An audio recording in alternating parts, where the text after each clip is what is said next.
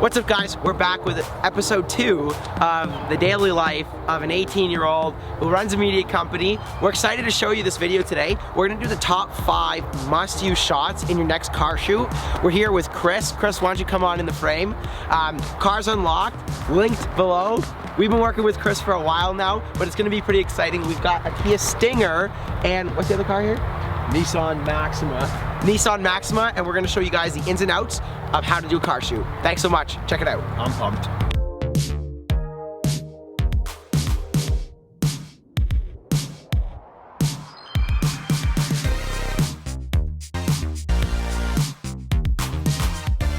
All right, so shot number 1 that's absolutely crucial and that actually looks really, really well done and really professional is a pan. And it's not like a regular pan where you're kind of just going around just like this, right, to the side. What we want to do is, and what I typically like to do is, I'll pick a subject on the car. Let's say it's a mirror, for example, or let's say it's a headlight right here. What I end up doing is, I find a spot on the headlight that I want to focus on, start head on, begin to turn my gimbal, and actually open up the shot. So it reveals the outside, but it also reveals more of the headlight to the left. So it's a great shot because it allows you to really open up and showcase the entire car, while also keeping it a little bit engaging and having some depth in the shot, rather than just focusing solo in right on the headlight. It's kind of a boring shot, let's be real. So let's go on number 2.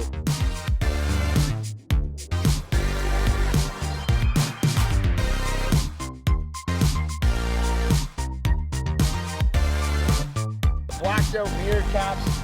You can see nice body lines. They went with this floating roof look that the Maxima is. Number 2 would be an up to down shot, or you could go down to up, but up to down is pretty easy. So what you're gonna start doing is you're actually gonna open up your camera, put your gimbal above the subject that you wanna showcase, and then you're slowly gonna bring it down, revealing the object on the car that you want to showcase. Now, keep in mind, I am filming on a 17mm Tamron f2.8. It's a great lens, but if you have something that's like a 24 or 28, this shot will still work really well. You just want to back up a little bit, and then you can do the same thing and reveal from the up to bottom. Looks great. Now let's move on to number 3.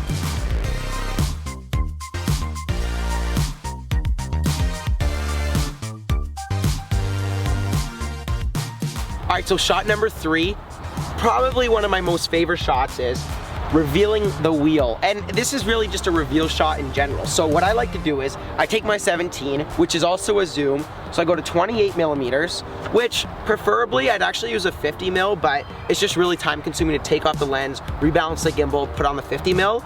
So I zoom into 28, I'll bring it right up close. I'll aim my gimbal just a little bit down, and then bring it right to this door. Make sure that it's auto-focusing onto the wheel here. And what I'll end up doing is just kind of focus and reveal the front of the car. Now, is this one something you're gonna use in a car edit? Maybe not. However, showcasing the wheel is something you'd wanna do. So, make sure you keep that in mind when you're wanting to showcase the front and what it looks like driving the car.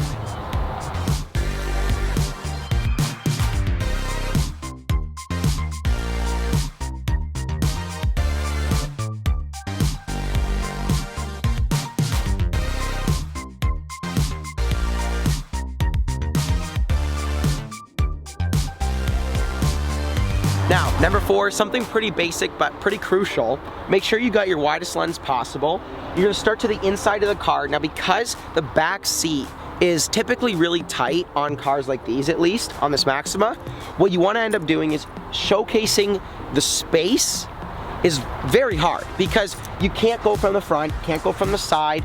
So what I like to do is pretty simple. I'm gonna start about halfway in the car, put my gimbal about, I'd say, just in the middle, in between the 2 front seats. Make sure it's centered, and then bring it all the way back. So I'm just gonna start and bring it all the way back, and it's gonna reveal the entire back seat. So it's a really easy way to kind of showcase what's included.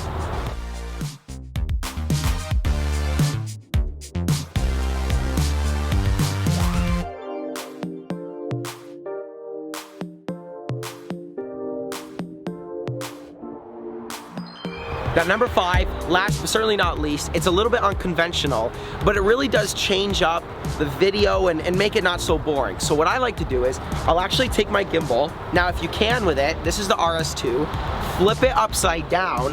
One of these holders really helps with stability. So what I like to do is, bring it as low as possible, as wide as possible, and if I want to showcase, let's say, this wheel right here on this car, I'm actually just gonna do kind of like similar to the first one we did, focus on the wheel, but slowly reveal the side and just turn the gimbal just a touch, and it'll reveal the rest of the car, but keeping the wheel as the center focus in the shot. Ready? 3, 2, 1.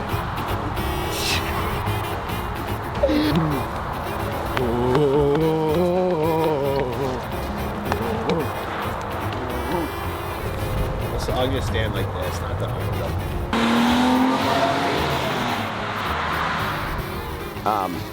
Wow. That was good? Yeah. That was fucking insane. I'm an island boy. Oh my God. Just try to make That shit it. cracks me up.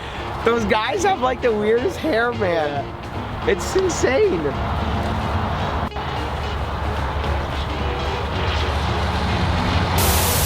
All right, thank you so much for watching the top 5 must-use shots in your next car shoot. Granted, this isn't perfect for cinematic style videos. I know you might want more close-ups of the engine and stuff like that, but when you're touring a car, doing a car tour video, these shots work great. They've been working great for me for the past 7 months. So I highly encourage you guys to use them. And if you have any shots that you, as a videographer, know of that I didn't mention today, leave them in the comments below and we'll get onto them in the next video. Stay tuned. Thanks for watching. See you guys.